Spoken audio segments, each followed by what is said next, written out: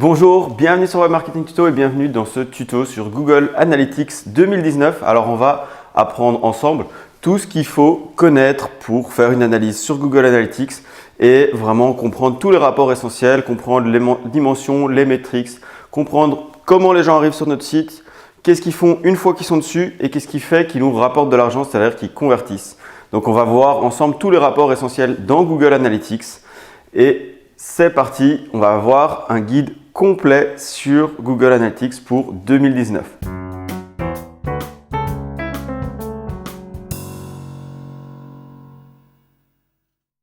Alors juste pour résumer qui je suis, donc je suis Julien, je viens de Belgique, j'ai travaillé au Canada pour CardinalPath qui est le plus gros revendeur au monde de Google Analytics Premium, donc la version payante de Google Analytics qui coûte 150 000 € par an, soit dit en passant, donc c'est vraiment quelque chose de gros. Et là-bas, j'ai travaillé depuis 2012, je suis dans Analytics et chez eux, j'ai travaillé en 2013-2014. Et donc, j'ai appris quand même pas mal de choses essentielles sur Google Analytics. Donc ici, je vais vous faire un condensé pour avoir en une vidéo tous les essentiels à savoir. Et si vous voulez aller plus loin, je mettrai des exercices à disposition sur le site de Web Marketing Tuto. Voilà, c'est parti, on va commencer à apprendre tout ça ensemble maintenant.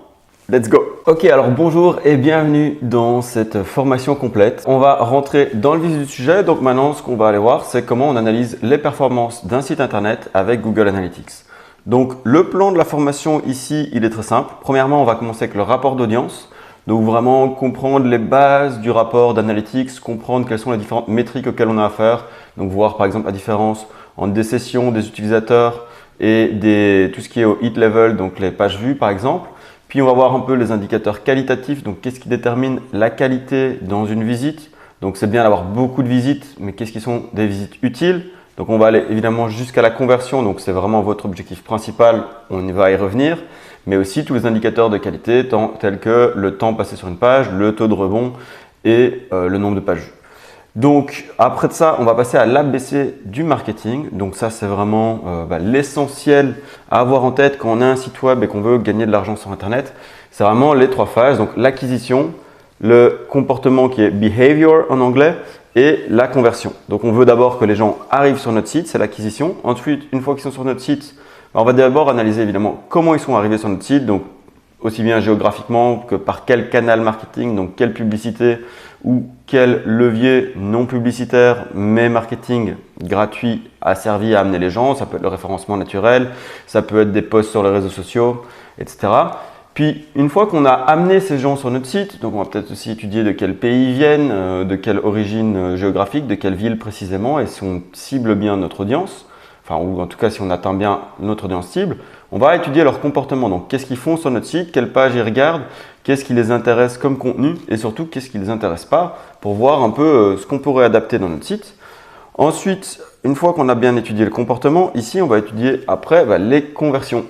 Donc, qu'est-ce qui fait que les gens soit achètent en ligne dans un cas d'un site e-commerce.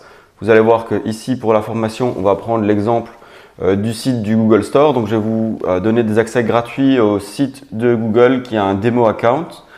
Mais évidemment, le mieux, c'est d'utiliser votre propre compte pour faire des analyses. L'avantage ici, c'est qu'en utilisant le démo account, même si vous n'avez pas encore de compte Analytics, vous allez pouvoir comprendre et apprendre à utiliser l'outil. Donc ça, c'est vraiment mon but personnel dans la formation, c'est que ce soit à la portée de tous. Maintenant, si vous avez déjà votre compte, évidemment, vous allez utiliser votre compte. Mais vous n'avez peut-être pas de l'e-commerce. Donc dans ce cas-là, vous allez peut-être quand même vouloir utiliser le demo account. Donc les conversions, ça peut être une vente en ligne, mais ça peut aussi être le fait de remplir un formulaire pour un lead. Donc vraiment avoir un contact client, donc un prospect qui vous contacte pour vos services. Et il y a d'autres types de conversions. Si vous faites de la publicité sur Internet, peut-être que votre but, si vous êtes un journal, c'est que les gens cliquent sur vos pubs, c'est ça qui va vous rapporter de l'argent. Donc on va voir qu'est-ce qui nous rapporte de l'argent, qu'est-ce qui convertit et quels sont les comportements des utilisateurs qui ont converti sur notre site. Alors ensuite, après ici, on va voir pas mais les segments avancés. Donc on verra qu'on peut segmenter plus en détail nos audiences et se balader à travers de nos rapports pour segmenter. Donc on y reviendra. Les rapports personnalisés, donc on va pouvoir créer nos propres rapports sur mesure et vraiment voir ce que ça donne quand on veut vraiment les métriques ou les indicateurs qu'on veut en gros. Et puis dernièrement, on va créer des tableaux de bord personnalisés qui vont nous permettre justement de voir les datas qui nous intéressent toutes réunies au même endroit. Un rapport personnalisé, vous verrez que c'est vraiment comme un rapport classique d'analytics. Donc c'est un seul rapport, un dashboard ou un tableau de bord. Là, vous aurez plein de petits indicateurs que vous allez tous associer au même endroit. Ok, donc je pense qu'on va démarrer tout de suite. On va faire un petit tour dans Google Analytics et puis je vais vous montrer à quoi ça va vous servir. Et on va, ici je vais vous mettre le lien ici en dessous pour accéder au démo account. Donc si je me rends sur Google Analytics, là je suis sur mon compte, je vais juste par exemple me rendre sur le démo account. Donc là je vais choisir ici le démo account et je vais dans la vue principale qui est la Master View. Donc ici, quand on arrive sur Analytics, par défaut, il nous dit le nombre d'utilisateurs qui sont actuellement connectés à notre site. Il nous donne quelques infos sur d'où ils viennent, donc quelle source de trafic. Donc là, on peut voir les différentes sources de trafic. Et tout ça, c'est ce qu'on va aller voir en détail. Donc je ne vais pas vous expliquer là tout de suite dans ce rapport-ci comment ça fonctionne. C'est assez simple, mais vaut mieux aller le voir étape par étape. Donc nous, on va commencer avec le rapport d'audience. Le temps réel, c'est bien, mais ça n'a pas une grande utilité dans un premier temps, à part à tester si Analytics fonctionne bien et bien live sur votre site. Le fait de savoir qu'il y a 5 personnes sur notre site actuellement, c'est bien, mais ce n'est pas ça qui nous permet de faire des analyses poussées, en tout cas par défaut. Donc par défaut, on va arriver sur quelque chose comme ceci. Ça, c'est vraiment le rapport générique dans Google Analytics. Donc, on va aller voir les différentes choses qu'on a ici à disposition pour faire nos analyses. Premièrement, ce qui est le plus important à garder en tête, c'est la périodicité, donc les dates, en fait, la période sélectionnée. Donc là, par exemple, si je veux faire une analyse sur le mois d'octobre complet, je vais pouvoir cliquer ici et prendre le mois d'octobre au complet. Ça va changer ma visualisation et là, je vais pouvoir ici voir chaque jour le nombre d'utilisateurs que j'ai eu. Ici, je vais pouvoir simplement changer l'indicateur que je veux. Donc là, je suis par utilisateur, mais je voudrais peut-être voir mon nombre de visites sur mon site, ce qui n'est pas la même chose. Un utilisateur peut faire plusieurs visites. Donc, comment ça fonctionne dans Google Analytics? C'est simplement avec des cookies qui sont mis sur votre ordinateur.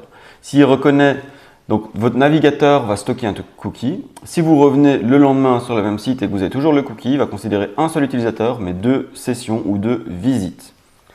Évidemment, il y a plein de limitations, ça j'en parle plus dans la théorie, je ne vais pas y rentrer maintenant.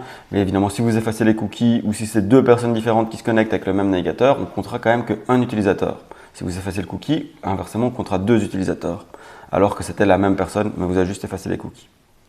Donc là, si je me balade sur le graphique, je peux voir le nombre de visites que j'ai chaque jour. Donc ça, c'est très bien. Donc maintenant, je vais vous donner accès à tout ceci. Alors pour ça, vous allez vous rendre sur cette adresse web, donc analytics.google.com/analytics/web/demo-account. C'est en fait le site, l'analytics qu'on va utiliser, c'est pour le Google Store qu'on voit ici. Donc c'est toujours intéressant avant de rentrer dans Analytics de voir qu'est-ce qu'on analyse évidemment. Et c'est bien de faire un petit tour sur le site, comprendre comment il fonctionne. Ici, bon, c'est assez simple. En fait, il y a des produits différents. Je peux venir ici, par exemple, vous acheter les petites figurines Android de Google. Voilà, ça charge. Là, je vois les différents pins que j'ai. Donc, je vais prendre par exemple un surfeur. Là, je l'ajoute au panier. J'en ajoute par exemple 4. Et je clique sur Add to Cart. Okay. Là, il me l'ajoute au panier. Et donc, nous, on va pouvoir analyser les différentes étapes. Donc, quand est-ce qu'on fait un ajout au panier, quand est-ce qu'on continue vers le checkout, etc., etc. Mais ce qui va nous intéresser, c'est aussi comment les gens sont arrivés sur notre site. Ici, par exemple, dans ce cas-ci, on verra que c'est du trafic direct parce que j'ai directement tapé l'URL dans mon site ici. On verra qu'il y a des URL de tracking avancés. Donc, on peut soi-même traquer l'origine des gens. Donc si vous mettez un lien dans votre email, par exemple à chaque fois que vous envoyez un mail, vous pouvez mettre un petit lien en dessous vers votre site, mais vous pouvez rajouter des paramètres de tracking qui vont dire, en fait ces gens-là viennent des emails que tu as envoyés. Personnellement, même chose, vous faites une newsletter avec MailChimp par exemple, vous allez pouvoir mettre des paramètres de tracking pour vraiment savoir que les gens viennent de telle newsletter. Ils ont cliqué sur tel ou tel lien dans votre newsletter. Sur Facebook, vous mettez un post, vous voulez peut-être savoir de quel post précisément ils viennent et c'est des choses qu'on peut faire aussi. Donc là, il me propose d'acheter, donc évidemment, il veut que je me connecte, etc. Moi, je ne vais pas aller jusqu'à l'achat, je voulais juste vous montrer le fonctionnement du site. Vous allez arriver ici dessus si vous tapez l'URL. Donc vous avez le compte de démo. Ici, vous allez cliquer sur accéder au compte de démonstration. Il va ajouter ce compte à vos comptes. Donc c'est très simple. Il suffit de cliquer ici sur le lien et vous avez maintenant accès à Google Analytics. Je vais fermer tout ceci. Et maintenant, ce qu'on va faire, c'est qu'on va passer à l'analyse ici dans le rapport d'audience. Donc on va voir qu'il y a toutes sortes de métriques utiles pour ça. Là, j'avais résumé un peu à quoi Google Analytics va vous servir. Donc, en gros, c'est super bien pour voir d'où viennent les gens. On regarde souvent les tunnels de conversion. Donc, si je vais lire ce slide-ci. En termes de tunnels de conversion, c'est bien en fait de savoir que les gens arrivent sur notre site, puis voir ce qu'ils font. Donc, tout le comportement sur le site. Par exemple, ils vont regarder le blog, une deuxième partie du blog. Ils vont aller sur la carte sur notre site, donc la carte Google Maps, la page à propos. Là, ils vont regarder un premier produit, un deuxième produit, ils vont l'ajouter au panier et vont faire un achat. Donc ça, c'est tout leur parcours sur le site. Là, l'achat, ici, on parle de conversion. Et l'arrivée, c'est juste l'acquisition et on veut savoir comment ils sont arrivés. Ce qui est intéressant dans notre tunnel, c'est de voir, par exemple, en termes d'acquisition, comment les gens sont arrivés. Donc, la source de trafic, est-ce que c'est du trafic de référencement naturel? Est-ce que c'est de la pub que j'ai fait sur Google, de la pub que j'ai fait sur Instagram, de la pub sur Facebook, de la pub sur YouTube ou une vidéo gratuite YouTube, un post gratuit Facebook, de l'email, etc. Donc, c'est super important de savoir comment les gens sont arrivés. Ensuite, regardez ce qu'ils ont fait sur le site. Donc là, par exemple, ils ont vu un premier produit. Il y en a 1200 qui regardent sur le produit. Il n'y en a que 500 qui restent. Ensuite, il y en a 500 qui l'ajoutent qui vont cliquer sur ajouter au panier, mais en fait, il n'y en a que 200 qui vont vraiment passer à l'action et rentrer dans le checkout. Et puis, sur ces 200-là, il n'y en a que 25, par exemple, qui vont acheter, ou 150. Donc là, en fait, on a des conversions. Et en fait, ce qu'on nous intéresse, c'est la conversion totale. Donc, on va pouvoir voir tous les gens qui sont arrivés sur YouTube, combien ont fini par acheter, comparé à tous les gens qui sont arrivés sur Facebook, combien ont fini par acheter. Mais on peut étudier les comportements entre-temps et on peut vraiment aller avoir cette logique de conversion. C'est vraiment, j'en parle beaucoup ici dans cette vidéo, mais c'est essentiel de comprendre l'ABC du marketing et de comprendre en fait ce tunnel de conversion, le fait qu'on fait descendre petit à petit les gens vers la conversion sur notre site. C'est ça qui nous intéresse, mais on va aussi analyser toutes les étapes quand ils sont descendus.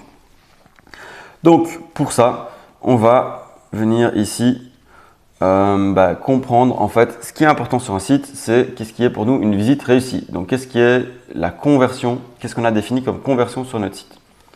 Donc ici j'ai le schéma classique de Web Marketing Tuto. Là on retrouve en fait l'ABC du marketing. Donc l'ABC, donc A comme acquisition, qu'est-ce qui amène des visites sur notre site. B comme comportement, qu'est-ce que les gens font sur notre site. Donc évidemment il faut un site bien structuré avec un beau design, mais surtout du contenu à valeur ajoutée. Et on étudie comment ils se baladent sur ce site et comment ils deviennent clients, donc comment ils nous rapportent de l'argent. C'est vraiment acquisition, comportement, conversion. Et toujours cette logique de vraiment amener toujours les gens pour les faire devenir clients.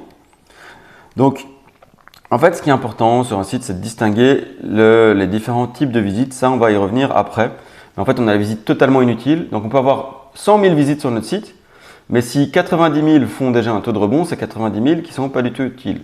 Un taux de rebond, c'est quoi? Enfin, un rebond, c'est simplement le fait d'arriver sur le site, de ne prendre aucune action et repartir directement. Donc, on arrive sur une page et on repart directement. On clique nulle part, on ne se balade pas sur le site, on ne fait rien d'autre que juste arriver sur le site. La visite totalement réussie, ça va être la conversion. C'est ici dans le cadre du site de Google, c'est le fait d'acheter en ligne. Pour beaucoup d'entre vous, ça va être le fait d'envoyer un formulaire ou de vous appeler directement au téléphone pour réserver vos services. Mais il y en a plein d'autres, comme on a vu, la publicité, ou si vous êtes simplement sur un site où votre but c'est de faire de la notoriété, donc vous faire connaître. Là, on veut juste que les gens soient beaucoup engagés sur le site et qu'ils regardent beaucoup de pages. Mais on va regarder ici, en fait, tous les indicateurs entrent. Mais donc voilà, là, on a un peu fait la théorie. Maintenant, on va vraiment passer à la pratique. Donc là, on était dans le rapport d'audience. Donc, vous avez bien cliqué sur le Demo Account, vous l'avez rajouté à votre compte Et maintenant, on va passer à l'exploration de base. Donc, première étape, les périodes de temps. Donc là, vous voyez que je peux regarder le mois d'octobre au complet. Je pourrais sélectionner ici le mois de septembre au complet. Et si je veux comparer deux mois entre eux, je vais simplement ici pouvoir comparer avec la période précédente. Vous voyez que là, le mois de septembre a un jour de moins qu'au mois d'août. Donc si je veux comparer le même nombre de jours, c'est très bien. Mais si je veux comparer deux mois complets, je vais plutôt ici sélectionner le 1er août jusqu'au 31 août. J'applique. Et là, on va voir qu'il va comparer les deux mois entre eux. Donc ici, maintenant, j'ai la courbe orange qui s'est rajoutée. Et je vois les différences. Donc, on a un peu complexifié le rapport. Mais vous allez voir que ça reste simple. En fait, ici, qu'est-ce qu'il me dit? Il me dit qu'au mois de septembre, j'avais 53 000 visites contre 56 000 au mois d'août. Donc, j'ai eu 4%, pardon, je dis visite, mais c'est utilisateur. Donc, j'ai eu 4,8% plus ou moins d'utilisateurs en moins au mois de septembre. Évidemment, comme on l'a dit, on est sur un jour de moins. Donc, ça peut être cohérent. Si on veut vraiment comparer le même nombre de jours, j'aurais dû dire ici comparer période précédente. Si je le fais, là, on va voir vraiment la différence pour un même nombre de jours. Ce qui est peut-être important à regarder aussi. Mais c'est souvent en reporting d'entreprise, on regarde des mois complets, donc même s'il y a moins de jours, on le sait, mais on regarde les ventes totales sur le mois de septembre, les ventes totales sur le mois d'août et le nombre de visites, etc. Donc là, il me dit que j'ai eu 70 000 visites contre 72 000 ou 70 000 comme on dit en belge. Donc là, j'ai eu presque 2% en moins, 1,89% en moins. En termes de nouveaux utilisateurs, donc ça, c'est des gens qui n'avaient pas encore le cookie de Google Analytics et qui viennent d'arriver. J'ai eu moins 0,4% de nouveaux utilisateurs. Alors maintenant, on va parler un peu des indicateurs de qualité. Donc pour ça, je vais juste venir ici, me remettre juste sur un mois pour simplifier mon rapport. Ici, le nombre de sessions par utilisateur, là c'est intéressant de voir que les gens reviennent et qu'ils ont tendance à revenir. Donc ce qu'on va faire, c'est qu'on va généralement étudier l'évolution pour voir si, par exemple, je fais un gros changement majeur sur mon site, est-ce que les gens ont tendance à plus souvent revenir sur mon site. Le nombre de pages vues, donc ça c'est le nombre de pages vues total. Donc j'ai eu 53 000 utilisateurs, ils sont venus 70 000 fois sur mon site, donc en moyenne 1,32 fois. Et sur les 70 000 visites, j'ai eu 320 000 pages vues. Donc en moyenne, si on calcule, les gens regardent 4,5 pages par visite. Donc vu que j'ai 70 000 visites, en gros, on divise le nombre de pages vues par le nombre de sessions et on obtient ici le nombre de pages par session.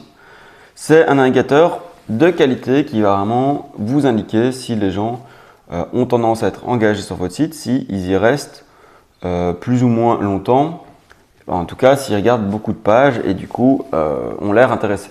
Parce qu'évidemment, les gens qui font un taux de rebond, enfin qui font un rebond comme ici, 43% des gens font un rebond.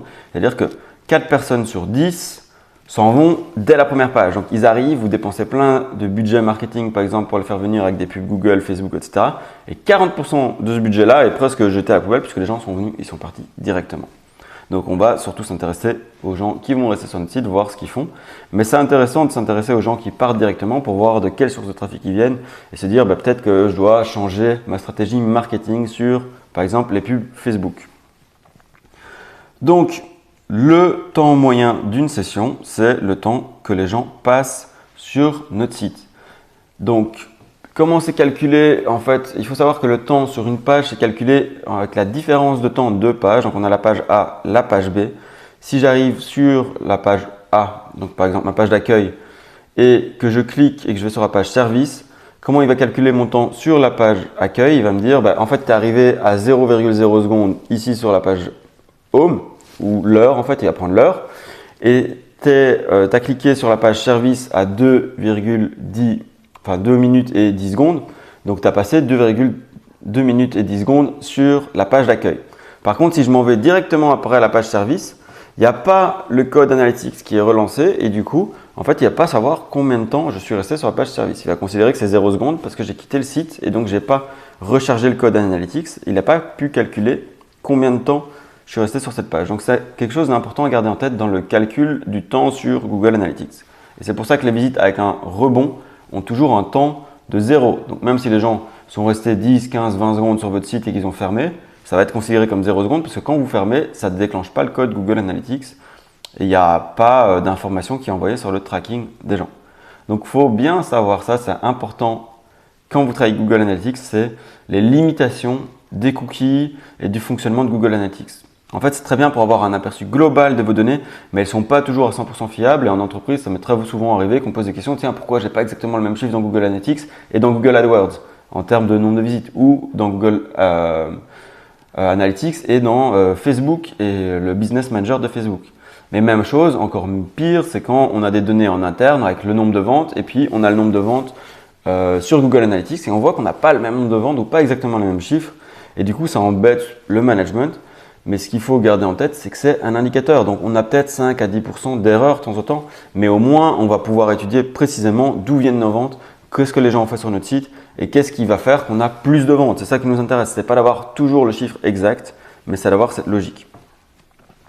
Donc voilà, ici, je reviens à mon rapport où on a vu les sessions au travers du temps. Donc ce qui va peut-être m'intéresser, c'est de voir un peu les tendances sur mon site. Donc par exemple, si ici je me mets à partir de septembre 2016, bon, je devrais me mettre en janvier, donc je vais mettre ici janvier 2016, j'applique jusqu'au 30 septembre 2018 et je vais voir un peu mes tendances de trafic. Alors ici, vous voyez que je les vois par jour. Donc ça, c'est très bien, je peux voir chaque jour. Mais pour vraiment isoler des tendances, je vais peut-être me mettre par semaine ou encore mieux par mois. Donc ici, je me mets par mois.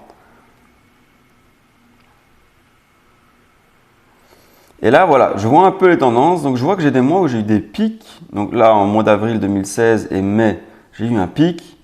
Là, j'ai un pic négatif en juillet. Donc, est-ce que c'est des tendances qui se répètent ou c'est assez aléatoire? En fait, ça va être très intéressant. Donc là, je vois que les tendances ne se répètent pas l'année d'après. Et l'année ici, voilà, j'ai de nouveau un pic un peu en mars et j'avais un pic au mois d'octobre. En fait, très souvent sur les sites en e-commerce, on va trouver des pics au mois de décembre parce que c'est la période des fêtes. Mais évidemment, ça dépend de votre domaine d'activité. Donc en fait, vous allez vous dire par exemple, ouais, c'est génial, j'ai 2 fois plus de visites au mois de décembre. Mais en fait, ce n'est pas pertinent parce qu'il y a des tendances et des saisonnalités sur votre site. Si vous êtes un e-commerce, très souvent, les saisons, ça va être au mois de décembre où vous avez beaucoup de ventes, octobre, novembre et surtout décembre, il y a beaucoup de ventes. Mais notamment novembre avec le Black Friday, Cyber Monday, enfin tous ces trucs américains. Si vous vendez par exemple des objets pour Halloween, vous allez voir un pic de vos ventes et probablement de vos visites au moment d'Halloween. Si vous vendez des déguisements, donc vous allez voir des périodes de l'année où il y a des pics. Et donc, il faut toujours garder ça en tête dans vos analyses. C'est OK, j'ai eu plus de visites, mais est-ce que ce n'est pas dû à la saisonnalité simplement de mon business? Même chose, vous allez vendre des barbecues, vous aurez sûrement des gros pics en été de trafic et de vente sur votre site, mais des pics vers le bas en hiver, parce que personne ne pense à acheter un barbecue en hiver. Et donc, vous allez peut-être vous dire, on va faire des promos en hiver pour que les gens pensent à l'avance à acheter du matos. C'est quand même que nous, on lisse nos ventes. Mais bon. Petite parenthèse, mais voilà, donc si vous vendez des matériels de surf ou du matériel de ski, évidemment, les saisonnalités ne vont pas être les mêmes. Et donc ça, on va pouvoir observer. Ce qui serait intéressant ici, c'est de se mettre par exemple sur un an complet. Donc j'aurais pu mettre toute l'année 2016. Et donc je vous invite à faire la même chose dans vos rapports. Hein. Donc je vais vous donner plein d'exercices, mais tout ce que je pratique ici dans l'outil, faites-le aussi de votre côté. Comme ça, vous apprenez à utiliser l'outil, les périodicités, etc. Donc là, on voit par exemple l'année 2016, on a eu effectivement ce pic ici et plutôt en novembre et décembre. Donc, ce qui m'intéresserait, c'est mon chiffre d'affaires. Donc, pour avoir mon chiffre d'affaires, je vais devoir me rendre dans le rapport des conversions. On va le faire plus tard, mais donc ici, on va pouvoir voir l'évolution, pas de mon nombre de visites, mais surtout du nombre de ventes et de chiffres d'affaires que j'ai fait pendant cette période-là. Mais donc voilà, là j'ai tout mon rapport. Donc par exemple, si je vous demande quel est le mois où j'ai eu le plus de sessions, donc le plus de visites, là c'est le mois de novembre 2016. Donc là je regarde bien, j'ai 120 000, là j'ai un peu moins. Donc ici, je suis sur le mois de novembre. Si je vous demande quel jour j'ai eu le plus de visites, je pourrais ici me rendre par jour, mais ça va être très compliqué à analyser comme on va le voir.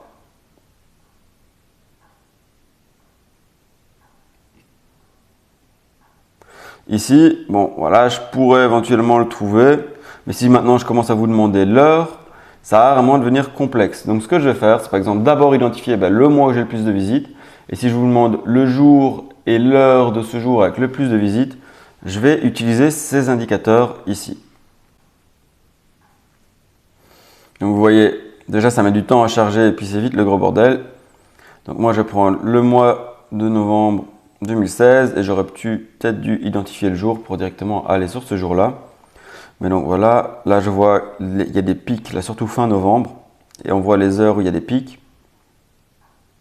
Donc le jour avec le plus de visites, ça aurait été le 28 novembre 2016. Donc je vais me mettre sur l'analyse du 28 novembre et vous allez voir que c'est vraiment le genre de truc que vous allez toujours devoir faire. Par exemple, vous voyez, tiens, j'ai beaucoup de visites sur le mois, je vais regarder quel jour de ce mois j'ai eu beaucoup de visites et je vais peut-être aller regarder d'où viennent ces visites pour comprendre comment c'est que j'ai eu beaucoup de visites. J'ai regardé en termes d'acquisition et j'ai regardé, tiens, en fait, j'ai fait beaucoup de, ma pub Google a très bien marché ce jour-là. Ou j'ai fait un emailing ce jour-là et c'est ça qui m'a amené beaucoup de ventes. Donc, vous allez par exemple isoler ce jour, comme on le fait ici en choisissant dans le graphique, dans le calendrier, quel jour en question a eu beaucoup de visites. Et je vais aller voir en termes de sources de trafic. Donc là, par exemple, pour l'heure, je suis sur le 28 novembre à 10 h du matin. J'ai eu beaucoup de visites. Maintenant, si je veux aller voir d'où elles viennent, je vais aller dans l'acquisition, donc dans le A de l'ABC du marketing, dans les sources et supports en français, donc source et le médium.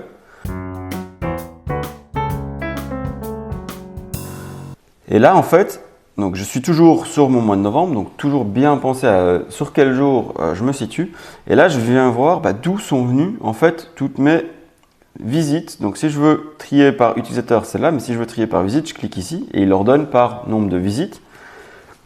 Je vois exactement d'où viennent mes visites. Et surtout, ici, je me retrouve avec mon chiffre d'affaires. Donc là, par exemple, je vois que j'ai eu énormément de visites, 32%. Ici, on voit 32%. De mes 5700 visites du 28 novembre, du lundi 28 novembre, 32% elles sont venues par YouTube. Pourtant, j'ai fait un chiffre d'affaires de 0 $ avec YouTube. Donc c'est très bien, ça m'a amené du monde, mais ça ne m'a pas amené de vente. Donc c'est très bien, c'est un jour où j'ai eu de nouveau beaucoup de visites, mais 32% de ces visites, elles m'ont pas servi, ou en tout cas, elles m'ont pas fait des ventes. C'est pas pour ça qu'elles m'ont pas servi, parce qu'on peut voir que les gens ont été peut-être engagés ou sont peut-être inscrits à la newsletter. Je pourrais les recontacter plus tard. C'est peut-être aussi beaucoup des nouveaux utilisateurs. Donc là, je vois, oui, en effet, c'est 1700 nouveaux utilisateurs. Donc c'est peut-être des gens que je vais pouvoir recontacter plus tard et à qui je vais vendre un produit dans un deuxième temps. Mais en tout cas, en termes de sessions uniques, en termes de visites uniques, ces gens n'ont pas été utiles. Et on voit d'ailleurs qu'ils sont restés très peu sur le site, que le taux de rebond est assez élevé, donc une personne sur deux s'en allait directement du site. Et après, on pourrait voir en termes d'autres conversions, puisque là on est sur la conversion e-commerce. Mais si je regarde par exemple sur le fait que les gens soient enregistrés ou qu'ils soient été engagés sur le site, là je vois d'autres conversions utiles que j'ai définies. On y reviendra plus tard, hein. Là je vais peut-être vous montrer juste, est-ce que j'ai eu des gens qui sont inscrits sur mon site avec YouTube? J'en ai eu 2, ça reste très mauvais. Et est-ce que les gens avaient l'air engagés sur mon site? Donc ça, je l'ai défini ailleurs, mais non. Il n'y avait que 12 de ces 1800 utilisateurs qui étaient engagés. Donc, assez mauvais dans l'ensemble. Donc ça, c'est vraiment ce qui me donne un indicateur tiens, le lundi 28 novembre, j'ai identifié que j'ai eu beaucoup de visites et je voudrais voir par exemple d'où viennent mes ventes. Je vais ordonner par chiffre d'affaires. Donc je clique ici sur chiffre d'affaires et je vois que 46% de mon chiffre d'affaires ce jour-là, presque 47%, les 6800 $ générés, ça a été fait par 31 ventes. J'ai eu 3% donc des gens qui sont venus, qui ont acheté. Donc j'ai eu 3% de mes 1000 utilisateurs ici qui ont fait un achat. En effet, 30 divisé par 1000, ça fait 3%. Et je vois que le taux de rebond, par exemple, était assez faible. Maintenant, j'ai eu un meilleur taux de conversion avec les gens qui sont venus en référel avec le Googleplex. Et donc, en fait, c'est des gens qui travaillent chez Google qui sont venus acheter. Et on verra qu'ici, c'est des données du démo account. Donc, malheureusement, pour l'interprétation, ce n'est pas toujours ce qu'il y a de mieux. Mais le gros avantage, c'est que tout le monde peut les utiliser. Mais on verra que les sources de trafic, etc., ce n'est pas ce qu'il y a de plus génial, mais ça vous permet de comprendre l'outil au maximum. Mais donc, aussi, ce qu'on retrouve ici, c'est toujours l'ABC du marketing. Donc, ici, l'acquisition, le behavior et la conversion. Donc, on voit vraiment en termes d'acquisition, combien de gens sont arrivés. En termes de comportement, quel a été leur engagement sur le site et est-ce qu'ils ont été voir beaucoup de pages, est-ce qu'ils sont restés longtemps ou est-ce qu'ils sont partis tout de suite en termes de rebond. Et puis surtout, ce qui nous intéresse, c'est est-ce qu'ils ont acheté, oui ou non. Donc vous verrez que dans tous les rapports, moi c'est ce qui m'intéresse le plus, c'est de voir mon chiffre d'affaires et le taux de conversion, parce que le taux de conversion m'indique le potentiel en termes de marketing. Par exemple ici, c'est pas là que j'ai fait le plus de chiffre d'affaires, c'est là que j'ai fait le plus de ventes, en nombre de ventes, mais j'ai pas vendu le plus. Mais je vois qu'en fait, les gens ont tendance à convertir plus souvent. Donc 5% des gens qui viennent ont tendance à acheter. Donc c'est quand même bien mieux que ici 1,59%. Donc si je dois, ou que ici AdWords 1,57%. Puisque ici c'était Google Organic, donc ça c'est le référencement naturel. Et là, évidemment, je ne peux pas avoir un impact direct sur mon référencement naturel à court terme. Tandis qu'AdWords, je peux dire, ben voilà, si ça convertissait très bien, je vais dire, je vais mettre plus d'argent pour avoir encore plus de ventes. Là, si je dois choisir où je mets mon argent, j'aurais tendance à, imaginons que c'est un site partenaire, alors redemander de, oui, parlez de moi, parce que quand je fais une pub sur ce site-là, je convertis très bien. Donc 5% des gens achètent contre 1,5%. Donc ça m'intéresse beaucoup plus d'avoir des utilisateurs qui viennent du Googleplex. Enfin voilà, là on a déjà été un peu avancé. Donc ici, ce qu'on a fait, c'est qu'on a regardé un jour en particulier. Vous voyez que sur ce jour, ces chiffres-ci, si je retourne dans le rapport d'audience, on va les retrouver. Et ce qu'on a fait ici, c'est qu'on a segmenté. Donc ça, c'est vraiment un aspect essentiel, c'est qu'on a utilisé des dimensions. Donc on a 5000 utilisateurs et on les a segmentés par source de trafic. Donc on retrouve ici nos 5000 utilisateurs. Donc ici, je vois qu'on n'a que 10 rangées, mais si je mets toutes les rangées, là j'en ai 44, donc je vais afficher 50. Si je fais la somme de tout ceci ici, boum, boum, boum, tout ça, j'arrive à 5000 utilisateurs. Donc on regarde nos utilisateurs, mais on découpe pour mieux comprendre d'où ils sont venus dans ce cas-ci, mais on pourra les découper pour mieux comprendre quelle page ils ont vu, on pourra découper pour voir quels produits ils ont acheté sur mon site, on pourra découper pour voir de quel pays ils sont venus. Enfin donc vous allez voir qu'on découpe et on segmente et on sous-segmente énormément d'analytiques, c'est ça qui nous permet de comprendre au mieux notre trafic. Ok, donc maintenant je vais devoir accélérer un peu parce que je vois qu'on a beaucoup de choses à voir et que je voudrais que la formation ne soit pas non plus ultra longue. Le but, c'est de vous enseigner les essentiels de Google Analytics. De nouveau, si vous voulez apprendre plus, je vais mettre la suite de la formation sur mon site. Donc, il y aura une partie de la formation qui sera des exercices ici en lien en bas de la vidéo. Et là, on va vraiment aller plus en détail et tout comprendre. Moi, mon but dans cette vidéo-ci, en tout cas, c'est de vous montrer tous les essentiels, tout ce que vous devez absolument savoir avec Google Analytics. Donc maintenant, ça y est, on a fait tout ça. Période de temps, donc on a vu ici qu'on pouvait sélectionner la période de temps qui nous intéresse. C'est vraiment toujours par ça qu'il faut commencer, savoir, ok, je regarde des chiffres, mais quel chiffre, de quel chiffre on me parle, quoi, de quel moment dans l'année étaient ces chiffres. Et puis la visualisation, de comment je visualise tous ces chiffres. Est-ce que je les regarde par heure, jour, semaine ou mois. Donc ça, c'est vraiment, ça vous permet d'isoler des tendances, etc. Alors, on a vu que dans les périodes de temps, on peut comparer deux périodes de temps simplement ici en cliquant sur le petit bouton de comparaison. Donc quand on est ici, je peux comparer. Par exemple, si je veux comparer 2 jours entre eux, je vais appliquer ceci. Et là, vous allez voir que mon rapport va se complexifier parce que pour toutes mes sources de trafic, il va me dire comment j'ai fait par rapport à la veille dans ce cas-ci. Mais je pourrais comparer 2 mois entre eux ou alors là c'était un lundi, donc je vais peut-être comparer au lundi d'avant plutôt qu'au dimanche puisque logiquement, les gens ne se comportent pas spécialement de la même manière sur un site d'e-commerce le week-end que la semaine. Donc, c'est quelque chose à prendre en compte. Et donc là, je vois en effet les hausses ou les baisses de trafic sur ma comparaison. Je ne rentre pas trop là-dedans, mais voilà, j'ai tous mes indicateurs principaux. Donc, je vois pour un jour, pour la veille, le chiffre d'affaires que j'ai fait la veille avec ce canal de marketing, est-ce que je suis en hausse ou baisse. Donc là, par exemple, il me dit par rapport à la veille, j'ai beaucoup plus d'utilisateurs, mais j'ai beaucoup moins de ventes. Donc en fait, je m'en fous d'avoir plus de visites si j'ai moins de ventes. Ce qui m'intéresse, c'est d'avoir des ventes. Donc ça, c'est vraiment toujours l'optique de la conversion à garder en tête. Donc voilà, là je montre comment on compare 2 mois, comment après on a tous les indicateurs qui se comparent entre eux quand on compare 2 mois. Maintenant, on va aller regarder, on a regardé les tendances de trafic, on a regardé les métriques de base.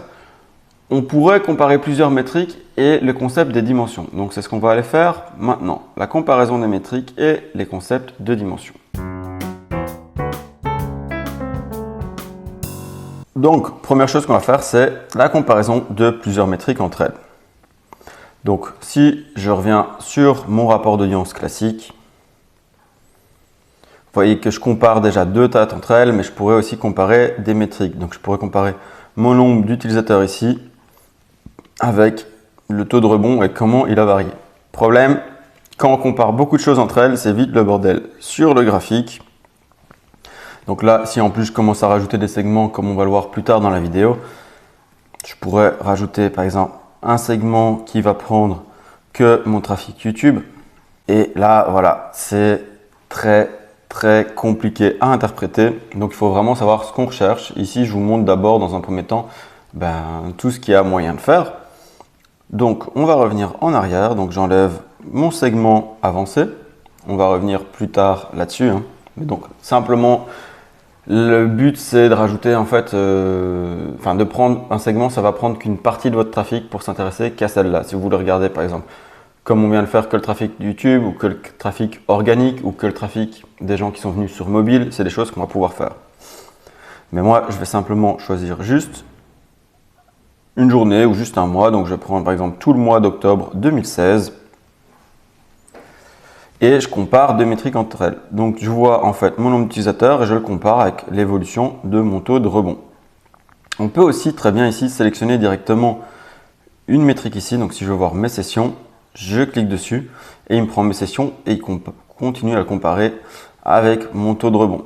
Je pourrais comparer mes sessions avec mon nombre de nouveaux utilisateurs. Donc tiens, ok, ça monte, mais est-ce que mon nombre d'utilisateurs est corrélé avec mon nombre de sessions? Donc c'est juste des choses qu'on peut faire très simplement avec la comparaison des métriques. Et donc c'est important de bien sélectionner ce que vous voulez analyser. Si vous voulez regarder le nombre de visites, ici il faut être bien sur le nombre de visites, ici, donc les sessions. Ici vous pouvez toujours venir voir comment c'est défini avec le petit point d'interrogation pour savoir quelle est cette métrique, comment on l'a définie. Donc ça c'est très bien, c'est très simple. Je vais en rester là sur cette partie de comparaison de métriques. Maintenant le concept des dimensions. Donc on l'a vu quand j'étais dans mon rapport de trafic d'acquisition, donc pour savoir d'où venaient les gens. En fait, ici j'avais des dimensions. Donc j'avais par exemple 100 000 visites. Là j'ai 100 000 visites sur le mois d'octobre. Je vais voir d'où viennent ces visites simplement en allant dans un rapport qui va utiliser des dimensions. Donc là, je retourne ici. On était pour savoir d'où venaient mes visites. Donc j'avais bien 100 000 visites et je veux en savoir un peu plus sur ces visites. Donc je regarde le rapport d'acquisition pour savoir d'où elles sont venues. Mais je pourrais me rendre ici dans le rapport par exemple géographique. Et ici, je vais regarder d'où sont venus ces gens en termes géographiques. Donc ok, tu as 100 000 visites, mais tu en as eu 30 000, donc 33% de tes visites qui viennent des États-Unis. Tu en as 5 000 qui viennent de Thaïlande et 5 000 qui viennent d'Inde pour ce mois-là. Maintenant, si je veux regarder d'où vient mon chiffre d'affaires pendant ce temps-là, de nouveau, j'ai mon chiffre d'affaires pour le mois d'octobre complet et je vois que 95% de mon chiffre d'affaires vient des États-Unis et après, ça vient surtout du Canada et du Kenya pour ce mois-là. Ce qui va être intéressant, c'est par exemple de comparer avec un autre mois. Donc si je compare le mois d'octobre 2016 avec le mois d'octobre 2017, je vais voir, tiens, est-ce que pendant ces 2 années, en termes de géographie, j'ai atteint d'autres pays ou que d'autres pays ont fait plus d'achats qu'auparavant. Donc ici, je vais faire une comparaison inversée, c'est-à-dire que je vais comparer pas avec l'année précédente, mais avec l'année suivante. Donc je mets 2017. En général, on compare plutôt, tiens, comment ça se passe cette année par rapport à l'année passée. Donc là, je devrais juste inverser ici mes chiffres. Ok. Là, c'est bon, il l'a bien sélectionné. Et il va me dire, ok, par rapport à l'année suivante, donc en 2016, j'ai eu 64% de revenus en moins des États-Unis. Et dans le le chiffre d'affaires total, en 2017, j'ai fait 3 fois plus de ventes, 450 000 par rapport à 150 000, 3 fois plus de ventes que en 2016. Donc là, moi j'aurais plutôt tendance à le regarder dans l'autre sens, mais je vais pouvoir voir, donc d'où vient mon chiffre d'affaires. Là, on est toujours basé sur 2016 en premier. Donc au Canada, il a baissé, il est plus bas aussi en 2016 qu'en 2017. Les seuls endroits où il a monté, je vois ici par exemple au United Kingdom, en Angleterre, il était 54% plus élevé en 2016 qu'il l'est en 2017. Et donc toutes nos dimensions, c'est tout ce qu'on retrouve ici sur la gauche.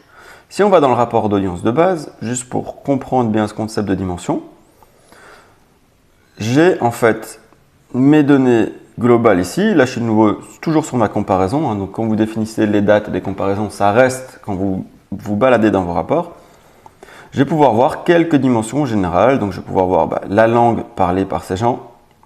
C'est peu utile en général, mais ça peut être pratique pour voir si votre site est bien défini. Et de nouveau, la langue, c'est quelque chose, il faut savoir comment c'est défini, c'est les settings, les paramètres dans le navigateur de la personne. Donc si son navigateur est en anglais, même si quelqu'un qui parle français, il va mettre la langue en anglais. Donc c'est quelque chose à bien garder en tête. Comment est-ce que tout est calculé dans Analytics?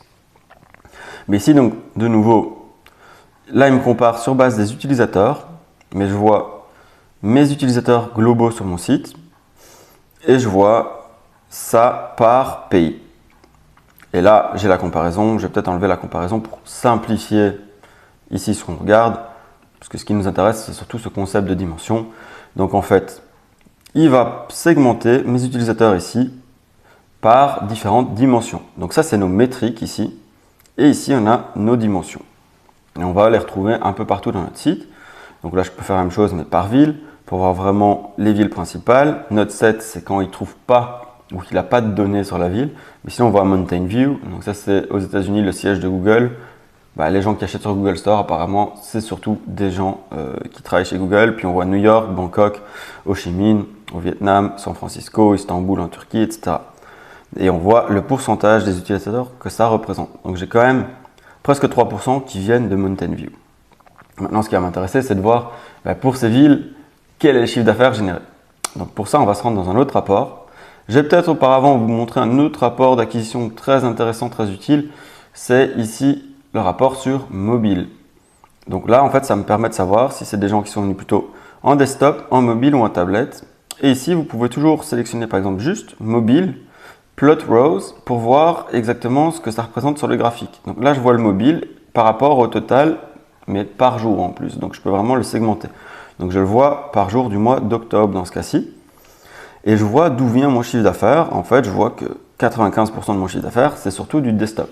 Maintenant, je vais pouvoir faire des dimensions, de la segmentation avancée en regardant, par exemple, tout mon trafic desktop pour telle ville ou pour les États-Unis. Et c'est là que ça va devenir intéressant, que vous allez vraiment avoir des données intéressantes. Maintenant, ici, ce que vous allez regarder, c'est OK, c'est très bien, j'ai beaucoup plus de chiffre d'affaires, mais j'ai aussi beaucoup plus de sessions. Donc, ce qui m'intéresse, c'est aussi par rapport à une session, combien de chiffre d'affaires j'ai tendance à faire, ou en tout cas combien de ventes j'ai tendance à faire. C'est pour ça que le taux de conversion est tellement important. C'est parce que ça va me dire 0,48% des gens sur mobile convertissent, tandis que 1,26% des gens sur desktop, donc sur ordinateur, convertissent. Donc je vois que ce n'est pas juste une question de quantité d'utilisateurs et de sessions, mais c'est aussi le fait que les gens ont plus tendance à acheter directement quand ils sont sur desktop. Peut-être que mon site est mieux optimisé pour desktop, mais donc ça, c'est des questions à vous poser en interne. Ce qui est intéressant, c'est par exemple ici, si vous avez 0% sur mobile, vous allez vous dire, en fait, mon site sur mobile, c'est très dur d'acheter ou il n'est pas optimisé pour l'achat ou carrément, il y a des problèmes quand on veut acheter. Un autre rapport intéressant ici, c'est la technologie. Donc de nouveau, on va prendre une autre dimension. Si je viens sur browser et OS, je vais voir en fait le browser, donc le navigateur utilisé. Je vois que pour mes 100 000 sessions, de nouveau, 65% de mon trafic vient via Chrome et que Chrome a tendance à très bien convertir. Je vais voir par exemple Internet Explorer convertit pas mal, mais je vois ici que Opera ne convertit pas du tout. Bon, alors j'ai très peu de sessions, donc c'est dur d'en tirer des conclusions, mais quand même, j'ai un nombre de sessions similaires avec d'autres navigateurs et je vois que j'ai des ventes sur les autres navigateurs, pas de souci. Donc je vais me dire peut-être qu'en fait, mon site n'est pas optimisé pour Opera. Donc vraiment, quand on travaille son site web, c'est bien de l'optimiser sur les différents navigateurs. Même chose ici, je peux venir voir le système d'exploitation utilisé et je vois que Windows, malgré que ça fait beaucoup de visites, ça convertit beaucoup moins bien que sur Mac. Donc là, c'est juste une info générale.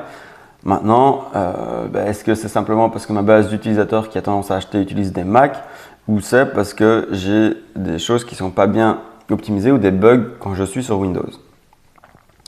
Donc, maintenant, on va s'intéresser un peu plus au rapport de géolocalisation.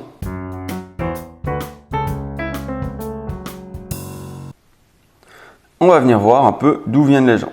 Alors, ça va être l'occasion aussi de vous montrer en fait tout ce qu'il y a à voir ici. Parce que d'habitude, vous voyez qu'on est dans l'Explorer ici au-dessus. Donc, dans beaucoup de rapports, on regarde simplement ici par période de temps, donc par jour par exemple, ou par semaine ou par mois, selon comment on le configure. On voit ici qu'on peut changer le type d'affichage des données. Même chose ici en dessous, je ne vous avais pas encore montré ceci, mais c'est intéressant pour voir les choses très visuellement directement. On va voir ici par exemple les utilisateurs, d'où ils viennent, et je vois directement qu'en effet les États-Unis c'est un gros pourcentage. Je pourrais faire des comparaisons par exemple ici par rapport à la moyenne, comment je me situe. Donc par rapport à la moyenne de tous les pays, en fait je suis vachement au-delà en termes d'utilisateurs aux États-Unis. Maintenant, ce qui va être intéressant ici très souvent, c'est le taux de rebond. Voir en fait si j'ai un meilleur ou un moins bon taux de rebond dans certains pays. Et je vais faire la même chose avec les landing pages, avec les sources de trafic et avec tous les rapports qu'on a utilisés pour segmenter nos données. Donc là, je vois par exemple qu'aux États-Unis, mon taux de rebond est 41% inférieur à la moyenne du site, donc les 41% inférieurs aux 52% de la moyenne du site. Donc ça, c'est génial. Maintenant, si je vois qu'il y a des endroits où il est très très élevé, je vais surtout regarder ça sur les landing pages, donc les pages d'arrivée. Parce que c'est très important quand les gens arrivent sur notre site, est-ce qu'ils font un rebond ou pas? Est-ce que la page a été bien pensée ou est-ce que c'est une page qui justement génère beaucoup de rebonds? Donc ça, on le verra un peu plus tard. Hein. Je ne vais pas trop faire ça ici dans le guide complet parce que sinon ma vidéo va durer des heures et des heures. Le sujet d'analytics est quand même très vaste. Mais donc voilà, on peut avoir même des pivot tables ici comme ceci. Donc là, on va pouvoir jouer avec nos métriques et voir une table pivot pour ceux qui connaissent. Donc ça, c'est un peu plus complexe, mais ça permet vraiment de pousser dans les analyses. Et ici, de nouveau, on peut voir très visuellement le pourcentage de toutes nos visites. Donc là, on voit 35%, c'est des autres pays, mais on a quand même 29% aux États-Unis et puis on a nos autres pays. De nouveau, pour la période de temps sélectionnée. Donc bien garder ça en tête, c'est essentiel et je vois trop souvent l'erreur qui est faite. Bon, on va revenir dans le map overlay classique. Alors vous allez voir qu'ici, on peut l'explorer de façon différente. On peut déjà choisir notre dimension primaire. Donc là, je vous disais qu'on a des dimensions pour segmenter nos données. Donc on a nos métriques générales sur le site qu'on retrouve toujours ici au-dessus. Et puis on a les métriques pour chaque pays. Et chaque pays est une dimension. Maintenant, on va pouvoir aller dans des sous-dimensions. Donc par exemple, si je clique sur États-Unis ici, déjà vous voyez qu'on peut survoler pour voir un peu le nombre de visites. Mais là, de nouveau, en fait, il me dit que je suis dans mon rapport de location, mais pas dans tout, mais je suis pour un pays spécifique. Donc je suis déjà dans une dimension spécifique, je suis rentré un peu plus dans mes données. Et là, je vois toutes mes données par région. Mais je pourrais aussi les voir par ville. Si je choisis la dimension primaire de ville, j'ai directement avoir mes données sur les villes. Et ici, je vois très visuellement le nombre d'utilisateurs. Mais là, je peux changer ma métrique de base. Et par exemple, je vais choisir mes données pour voir d'où vient mon chiffre d'affaires par ville. Et donc ça, c'est très visuel. C'est pour voir, tiens, où est-ce que je génère de beaucoup d'argent. Et là, je peux voir directement ici, New York, 22 000 $. Et je vois un peu les villes aux alentours, mais je vois qu'il y a beaucoup de chiffre d'affaires qui est généré dans cette zone-là et dans ces villes ici. Donc là, je suis dans une dimension de ville, mais quand je suis déjà rentré dans une dimension. Parce que si je choisis la dimension de ville de manière générale, je ne vais pas avoir les mêmes données, je vais avoir tous les pays. Tandis que là, j'ai que les États-Unis. Je vois mes villes qui me rapportent le plus d'argent. Donc je peux trier ici par ville qui me rapporte le plus. Je retrouve New York comme première ville. et je vois que j'ai un très très bon taux de conversion à New York. Chicago, meilleur taux de conversion encore, mais beaucoup moins de visites. Pourtant, mon chiffre d'affaires, c'est le 3e meilleur de toutes les villes des États-Unis. Donc, c'est vraiment pas mal. Je pourrais, par exemple, trier par taux de conversion. Vous allez me dire, bah oui, c'est bien de voir là où j'ai le plus grand taux de conversion. Le problème, c'est que souvent, j'ai des villes où je n'ai qu'une visite et un achat. Donc, évidemment, j'ai taux de conversion très élevé. Je vais peut-être me consacrer aux villes qui ont au moins 50 visites. Donc, pour ça, je vais pouvoir utiliser ici les filtres. On va utiliser un filtre avancé. Donc, on clique ici sur Avancé. Et je vais inclure seulement les endroits où les sessions, donc le nombre de visites, est plus grand que 50. Donc, il me faut plus de 50 visites pour m'afficher mes données ici. Donc, il enlève tout ce qui n'a pas au moins 50 visites. Et là, je retrouve vraiment les villes avec des taux de conversion élevés, mais un nombre de visites que j'estime suffisant. Parce que sur 1, 2, 3, 5, 10 visites, c'est dur d'avoir un taux de conversion fiable. Parce que on n'a pas beaucoup de visites. Donc, le nombre de transactions divisé par le nombre de visites, on arrive très souvent à des taux très élevés.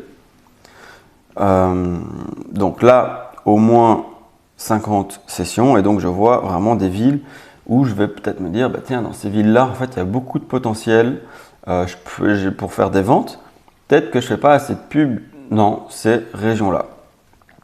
Donc, voilà, on a utilisé les filtres avancés ici et on a eu des villes en réponse. Donc, vous allez voir que j'ai toute une série d'exercices pour vous. Suite à cette vidéo-ci, il y a une partie de la formation qui est gratuite où il y aura des exercices. Si vous voulez vraiment vous entraîner à apprendre Google Analytics, c'est vraiment quelque chose à faire. Donc là, c'est un résumé de ce qu'on a vu. Donc les indicateurs quantitatifs, les indicateurs qualitatifs. Là, je parle un peu plus des indicateurs qualitatifs. Donc, je ne rentre pas là-dedans dans cette partie-ci. Ça, on en avait parlé. J'y reviendrai dans la formation avancée. Comparaison de métriques, on a vu ça. Le concept des dimensions, donc on retrouve en fait toutes nos dimensions ici pour segmenter en fait nos données générales. Donc, on a toujours des données générales, puis on a nos dimensions. On les a déjà dans le rapport d'audience de base, comme on l'a vu, mais on les a surtout dans tous nos rapports. En fait, tous les rapports Google Analytics, c'est à chaque fois une segmentation par dimension. Donc, voilà à quoi ça sert.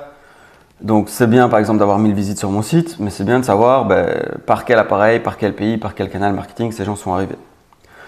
Donc ça, c'est quand je travaillais chez Cardinalpad, j'ai repris un des slides qu'on utilisait. On avait vraiment à chaque fois les métriques ici sur la droite, des exemples de métriques, donc mon chiffre d'affaires par produit, le temps sur le site, le taux de conversion, le coût par clic en AdWords, le nombre d'impressions, le pourcentage de sortie, le taux de rebond, etc.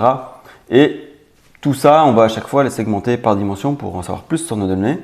Et donc, on avait vu le pays, on pourrait utiliser les mots-clés quand on fait de l'AdWords, la page d'arrivée comme dimension, la campagne marketing, le terme de recherche utilisé, la catégorie de produit dont il s'agit, etc., etc. Donc, il y a plein de dimensions qui nous servent à en savoir plus sur nos données.